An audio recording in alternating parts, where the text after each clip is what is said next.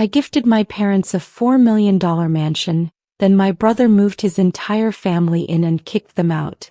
So I showed up with the deed and had them all arrested for trespassing. I'd love for you to be part of this family. Subscribe and tell me where you're watching from. I promise your comment doesn't go unseen. I still remember my mama's face when I handed her that manila envelope. December 2023, cold as hell in Atlanta, but her smile could have melted ice. Inside were the keys and deed to a $4 million mansion in Buckhead. My tech startup had just gone public, and after 20 years of watching my parents struggle in that cramped 2-bedroom in Southwest Atlanta, I finally had the power to change their lives. Felicia, baby, what is this? Mama's hands trembled as she pulled out the glossy photos. Your new home, Mama. 6 bedrooms, pool, the works. No more roaches. No more broken AC. No more. Daddy broke down right there in the kitchen. 58 years old, worked 3 jobs most of my childhood, and he just sobbed into his calloused hands. My baby girl did this. My baby girl. My brother Marcus showed up an hour later. 35, still living in Mama's basement with his wife Laura and their 3 kids. He took one look at those photos and his jaw clenched. I should have seen it then, that flash of something dark behind his eyes. That's real nice, Felicia, he said, voice flat. Real nice how you can just throw money around. Marcus, Mama started. No, it's cool. Some of us actually stayed and helped out instead of running off to Silicon Valley. He grabbed a beer from the fridge. But yeah, congratulations on being the favorite. I ignored the jab. This was Mama and Daddy's day. I'd worked too damn hard to let Marcus's jealousy ruin it. 3 months later, I'd learned that was my first mistake. March 2024. Moving day was supposed to be perfect.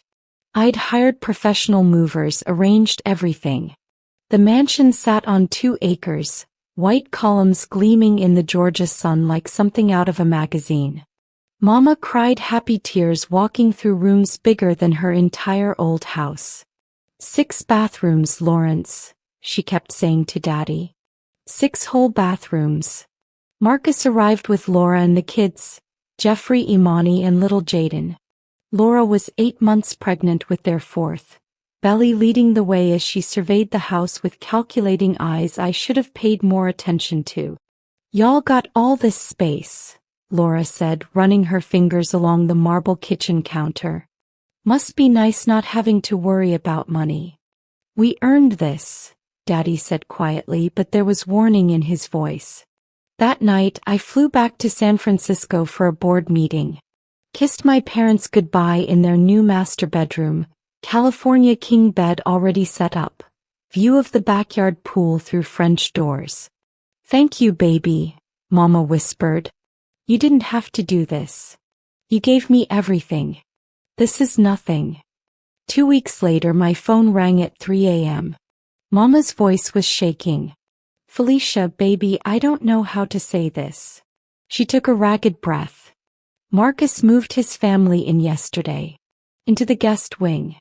Said since it's family property, he has a right to be here. I sat straight up in bed. What? Mama, I gave that house to you and Daddy. Just you two. I know, baby, but he showed up with all their stuff. Laura's about to have the baby. What were we supposed to do, turn them away?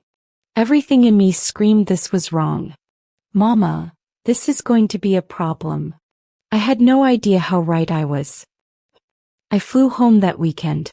The moment I walked through the door, I knew something had shifted. Marcus sat in the living room like he owned the place, feet up on Mama's new coffee table, beer in hand despite it being 10 a.m. Well, the benefactor returns, he smirked. We need to talk. Kitchen. Now. Mama looked exhausted, bags under her eyes I'd never seen before. Daddy wouldn't meet my gaze. In the kitchen away from Marcus, the truth spilled out. He's taking over, Felicia, Daddy said, voice cracking. Change the Wi-Fi password. Said since we're old, We don't need to be wasting bandwidth. His kids are running wild, broke your mama's favorite vase yesterday. When I said something, he told me to relax, it's just stuff. My blood went cold. And Laura? Mama's hands twisted together. She's difficult. Wants me to cook for everyone, watch the kids while she rests. I don't mind helping with the baby coming, but yesterday she told me this house was too big for just us anyway. Said we should be grateful Marcus is here to help us manage it. Help you manage the house I bought you? My voice rose. Mama, tell them to leave. He's my son, Felicia. And that baby's coming any day now. We can't just. Yes, you can. This is your house. But I saw it in her eyes. The guilt. The obligation. The same thing that had let Marcus walk all over them his whole life while I'd been the one who left, who abandoned them for college, for success. Marcus appeared in the doorway, Laura beside him, her hand on that pregnant belly like a shield. Problem, little sister? Yeah. Big one. You're a guest here, Marcus. Start acting like it. He laughed. Guest? This is family property. You can't just buy love, Felicia. Some of us were here doing the real work while you were gone. April 2024. 3 weeks passed. I called every other day and each time Mama's voice sounded smaller. Laura had the baby, another boy, Marcus Jr. The guest wing became a fortress. Then Marcus started bringing his friends over. Felicia, they're here till 2-3 in the morning. Daddy told me, whispering like he was afraid to be overheard in his own house. Music loud, drinking, smoking on the back porch. When I asked them to keep it down, Marcus said if I didn't like it, maybe I was too old to handle a house this size. That's it. I'm coming home. I'm kicking him out. Baby, wait. But Mama's scream cut through the phone. Background chaos, shouting, crying, things breaking. I gotta go, Felicia. The line went dead. I called back 17 times. Nothing. Finally, at 11 p.m. West Coast time, Daddy called from a neighbor's phone. They changed the locks. 3 words that made my world stop. What? Marcus changed the locks. Said, Daddy's voice broke. Said this house was wasted on us. That we're too old to appreciate it. He threw our things on the lawn, Felicia. Your mama's clothes. My tools. Family photos. Just threw them out like garbage.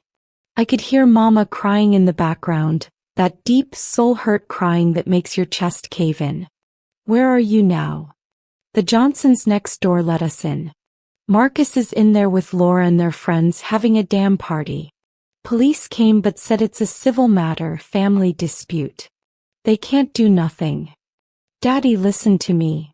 My hands shook so hard I could barely hold the phone. I'm getting on the first flight out. Don't you worry. I'm gonna fix this. How, baby? I bought that house. My name is on every document. Marcus just made the biggest mistake of his life. 5 a.m. I landed in Atlanta. Didn't go home. Went straight to my lawyer's office. Gerald Morrison, the best real estate attorney in Georgia, met me despite the ungodly hour because I'd made him very rich with previous deals. Let me get this straight, Gerald said, spreading documents across his mahogany desk. You purchased this property in your name, then gifted lifetime residency to your parents. Nowhere does your brother have any legal claim. Nowhere. I made sure of that. And he's locked your parents out of a house they have legal right to occupy while he has none?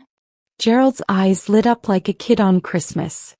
Felicia, this is the easiest case I've handled all year. This is criminal trespassing, elder abuse, and possibly fraud if he's been claiming any rights to the property. We spent 3 hours building an airtight case. I pulled bank records showing every payment came from my accounts. Pulled the original deed. Pulled my parents' residency agreement. By 10 a.m. we had enough ammunition to bury Marcus. What do you want to do? Gerald asked. I want them arrested. All of them. Marcus, Laura, and anyone else in that house illegally. Even with the children there? I thought of Mama crying, Daddy's broken voice, their clothes thrown on the lawn like garbage. The children will go wherever CPS determines is safe. But Marcus and Laura are done. Gerald made a call to his friend at the district attorney's office. Another to a judge he'd known for 20 years. By noon we had warrants. One more thing, I said. I want to be there when it happens. I want him to see my face when he realizes he fucked with the wrong one. Gerald grinned. Vindictive. I like it. Not vindictive. Justice. There's a difference. We set it for 4 p.m. Enough time to coordinate with police. Enough time for me to pick up my parents and prepare them. I found Mama and Daddy at a budget motel on Campbellton Road. The same area where we'd lived in poverty while I was growing up, while Marcus drained their resources with his constant schemes and failures. The irony wasn't lost on me. Mama answered the door in clothes I didn't recognize, probably borrowed. Her eyes were swollen from crying. Felicia, baby. I pulled her into my arms. It's over, Mama. Get dressed. Both of you. Nice clothes. We're taking back what's yours. Honey, we can't just, Daddy started. Yes, we can. I'm the owner, remember? Marcus has no legal right to that property. None. And in about 4 hours he's going to learn that the hard way. I showed them the paperwork. The warrants. Daddy's face transformed from defeat to something I'd rarely seen. Hope mixed with righteous anger. He really did this, Daddy whispered. My own son. Your son has been a parasite for 35 years, I said, and Mama flinched but didn't argue. Today that ends. We drove to the house at 3:45 p.m. 3 police cars were already there, parked discreetly down the street. Gerald's BMW sat behind them. I'd also called Uncle Ramon, Daddy's brother, 6'4", former Marine, and my cousin Belinda, who'd brought her husband Devon. I wanted witnesses. Family witnesses who could testify to what they saw. You ready? Asked my parents. Mama grabbed my hand. What if he fights back? What if? Then he gets more charges added. Mama, this man threw you out of your own home. Stop protecting him. She nodded slowly. Through the gates, which Marcus had actually had the audacity to lock, I could see movement. Music thumped from inside. They were having another party on a Tuesday afternoon. Gerald checked his watch. 4 p.m. Let's do this. The police moved first, bolt cutters making quick work of the gate Marcus had installed. Then we walked up that long driveway, an army of justice and business casual. I rang the doorbell using the code I'd programmed months ago. The one Marcus didn't know about. The door clicked open and the look on his face when he saw us, police included, was something I'd remember forever. What the, Felicia, what are you doing? Taking back my house. I stepped inside, Gerald and the officers right behind me. Officer Torres here has warrants for your arrest. And Laura's. For criminal trespassing, theft, and elder abuse. Marcus's face went from confused to furious. Elder abuse? I didn't. You locked 2 60-year-olds out of their legal residence and threw their belongings on the lawn, Gerald said smoothly. That's textbook elder abuse in Georgia. Also, this house belongs to Ms. Felicia Patterson. Not you. Never you. You have no legal claim to this property whatsoever. Laura appeared from the kitchen, baby on her hip, panic in her eyes. Marcus, what's happening? What's happening, Officer Torres said, is you're both under arrest. Kids need to be with a guardian. Is there anyone who can? I'll take them, Mama said quietly. Despite everything, she stepped forward. They're my grandchildren. They didn't do nothing wrong. Marcus's friends scattered like roaches when lights come on. Within minutes, the house cleared except for family, police, and Gerald's team documenting everything for the lawsuit that would follow the criminal charges. "You can't do this," Marcus snarled as Officer Torres cuffed him. "This is family business. You're really gonna have your own brother arrested? You really threw your own parents out?" I shot back. "On the lawn? Like trash. They didn't need all this space. I got 4 kids. And whose fault is that? Who bought this house, Marcus? Who worked their ass off while you coasted?" My voice rose, months of fury finally breaking free. "You've been jealous since the day I succeeded, and instead of being happy for Mama and Daddy, you decided to take what wasn't yours. Well, guess what? Actions have consequences." They took Marcus and Laura away in separate cars. The kids cried, confused, and Mama comforted them while Daddy just stared at the space where his son had stood minutes before. "Did I do the right thing?" Daddy asked me, voice hollow. "You didn't do anything." "I did. And yes, it was right." Uncle Ramon clapped me on the shoulder. "About damn time somebody stood up to that boy. Been bleeding y'all dry since he was 16. We spent the next 3 hours changing locks, resetting security codes, and documenting the damage. Marcus had trashed the place. Cigarette burns on the hardwood floors I'd paid extra for. Wine stains on the white carpet. The master bedroom, and my parents' bedroom, reeked of weed and had clothes everywhere. They'd literally kicked my parents out of their own room. "Jesus," Belinda whispered, filming everything on her phone for evidence. "He really thought he was gonna get away with this?" Gerald was documenting financial damages. "The property damage alone is about $40,000. Then there's the emotional distress, the temporary housing costs your parents incurred, legal fees. Felicia, you could sue him for everything." "I will. But first I want to make sure he does real time."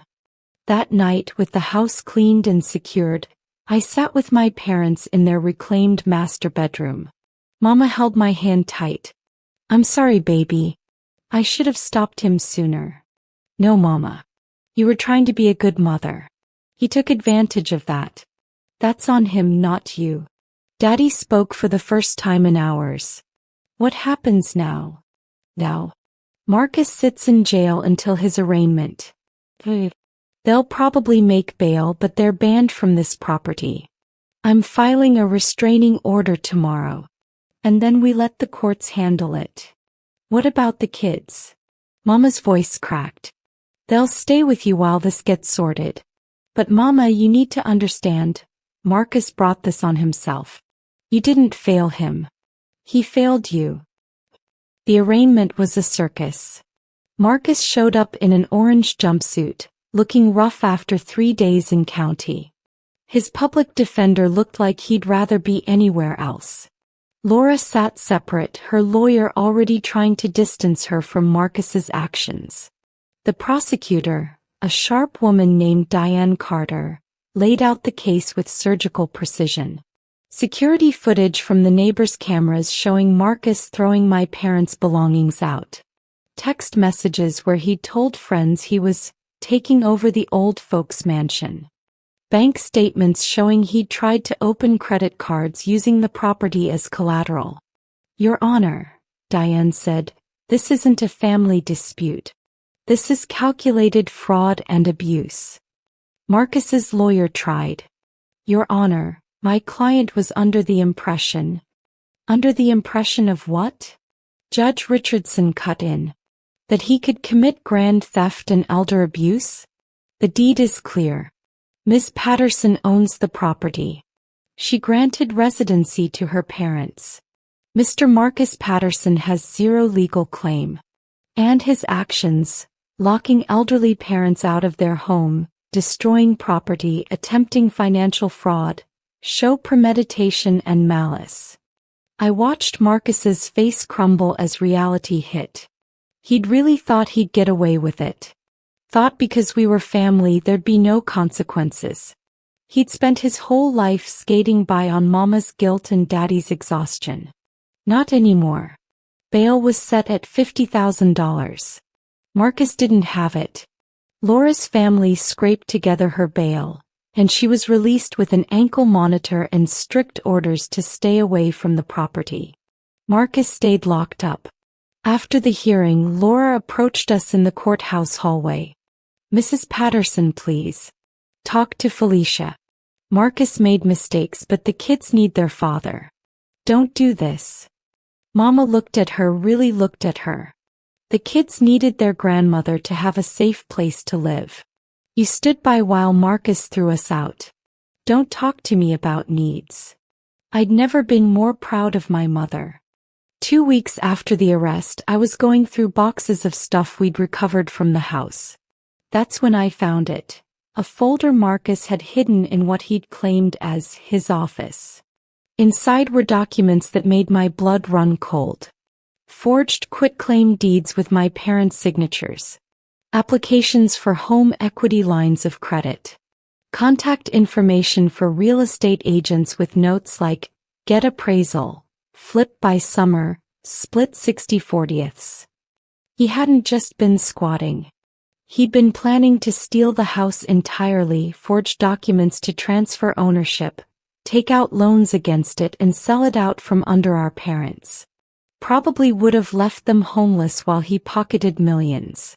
"Gerald, you need to see this." I called him immediately. An hour later, he was in my hotel room, examining the documents with growing fury. This is a whole new level of fraud. Federal charges territory. This isn't just trespassing anymore, Felicia. This is attempted grand larceny, identity theft, fraud, conspiracy. Your brother was going to prison anyway, but now? He's looking at 5 to 10 years minimum. I should have felt satisfied. Dad, I felt sick. This was my brother. We'd shared a bedroom until I was 12. He taught me to ride a bike. And somewhere along the way, he'd become this person who'd destroy our parents for money. What turned him into this? I asked Mama that night. She was quiet for a long time. Then, I think he never forgave you for leaving. For succeeding. Marcus always took the easy road, and when life got hard, he blamed everyone else. Your daddy and I enabled it, making excuses, giving him money we didn't have. We created this monster, Felicia. Not you. He made his choices, Mama. I know. But I still mourn the boy he was. The one who's gone now. I understood. You can be right and still grieve what's lost. September 2024. 5 months after the arrest. The trial was everything the media could want. Wealthy tech executive versus her con artist brother, family drama. A mansion worth millions. Court TV asked to broadcast it. I said no. Some things should stay private. The prosecution's case was devastating. They brought in forensic accountants who'd traced Marcus's plans back 18 months. He'd started scheming before I even bought the house. Probably overheard Mama and I discussing it on the phone. Mr. Patterson researched property values, contacted lawyers about elder coercion, and created fake documents, the prosecutor explained to the jury. This wasn't opportunistic. This was premeditated theft on a massive scale. Marcus's defense tried painting him as a desperate father who'd made mistakes. My client was trying to provide for his family. His sister had money to spare. So he committed multiple felonies. The prosecutor shot back. Locked 2 senior citizens out of their legal residence? Attempted to forge their signatures on documents worth millions? Where's the desperation that justifies that? I testified for 4 hours. Walked the jury through buying the house, my parents' joy, Marcus's immediate resentment. Showed them text he'd sent me. Must be nice to play God with your money. Some of us have real responsibilities. You bought their love and you know it. How did you feel reading these? The prosecutor asked. Hurt. Confused. My parents raised us to support each other. I thought giving them the house would make our whole family happy. Instead, it revealed who my brother really was. On cross-examination, Marcus's lawyer tried to rattle me. Isn't it true you held your wealth over your family? Made them feel inferior? No. I worked hard, got lucky, and wanted to share that luck with the people who sacrificed for me. My parents. Not my grown brother who never contributed. You admit you excluded him. I gave my parents a gift. Marcus excluded himself by trying to steal it. The jury deliberated for 6 hours. When they came back, Marcus looked gray. Laura sat in the gallery holding the baby, crying silently. On the count of criminal trespassing, how do you find? Guilty. On the count of elder abuse, how do you find? Guilty. On the count of attempted fraud, how do you find? Guilty. All 15 charges. Guilty on every single one. Sentencing came 2 weeks later. Judge Richardson didn't hold back. Mr. Patterson, you victimized the people who gave you life. You exploited your sister's generosity and your parents' love. You showed no remorse, only entitlement. I sentence you to 8 years in federal prison followed by 5 years probation. You're also ordered to pay restitution in the amount of $473,000 to your parents and sister for damages, legal fees, and emotional distress. Marcus finally broke. Mama, please. Don't let them do this. I'm your son. Tell them. Mama stood up. Her voice rang clear through the courtroom. You stopped being my son when you threw me out of my home. You're your own person, Marcus, and you made your choices. Now you live with them. He crumpled. Deputies took him away, and for the first time in months I felt like I could breathe. Outside the courthouse, reporters swarmed. I gave one statement. Family doesn't mean accepting abuse. It means loving people enough to hold them accountable. That's what I did today. Laura avoided us, rushing to her car with the kids. She'd taken a plea deal. 2 years probation, community service, mandatory parenting classes. Her lawyer had convinced the DA she'd been manipulated by Marcus. Maybe she had been. Maybe they'd been equally guilty. Either way, she'd lost her meal ticket. That night, Mama, Daddy, and I had dinner in their reclaimed dining room. Real family. The 3 of us. Was it worth it? Daddy asked. All this pain. Yes. Because now you're safe. And Marcus can't hurt anyone else. December 2024. 1 year since I'd handed Mama that envelope. The house looked different now, felt different. Mama had planted roses in the garden. Daddy built a workshop in the garage. They'd invited the neighbors over for Thanksgiving, started a book club, become part of the community I'd hoped they'd find. Marcus called collect from prison once. I accepted the charges. I'm sorry, he said. No preamble. I fucked up. I know that now. I was jealous, angry, stupid. I threw away my family for money I couldn't even have. Laura divorced me, the kids don't know me. I lost everything. You didn't lose everything, Marcus. You threw it away. Big difference. Silence. Then, you think Mama will ever forgive me? Maybe. In 20 years when you're a different person. But that's on you now. You gotta do the work. Will we ever be okay? I looked out my window at the San Francisco skyline, thought about the little girl who'd shared a room with her big brother, who'd looked up to him once upon a time. I don't know. Trust takes years to build and seconds to destroy. You destroyed all of it. Whether we rebuild anything is up to you and who you become. Not who you were. We hung up. Maybe he'd change. Probably he wouldn't. Either way, it wasn't my problem anymore. On Christmas Eve, Mama, Daddy, and I decorated their massive tree in the living room. Daddy played his old jazz records. Mama made her famous peach cobbler. We didn't talk about Marcus, the trial, any of it. We just existed in the peace we'd fought for. Thank you, baby. Mama said as we hung the last ornament. For fighting for us. For not letting him win. You raised me to stand up for what's right, Mama. Even when it's hard. Especially when it's family. Later, alone on the back patio, I watched snow. Rare for Atlanta. Dust the pool cover. My phone buzzed. Email from my company. Stock prices up again. Another successful quarter. But that's not what made me smile. What made me smile was knowing Mama and Daddy were safe, warm, in a home nobody could take from them ever again. That was success. That was worth fighting for. Family isn't who shares your blood. It's who shows up when things get hard. Who loves you without condition. Who deserves your loyalty because they've earned it. Marcus taught me that the hard way. And I made sure he paid the price for the lesson.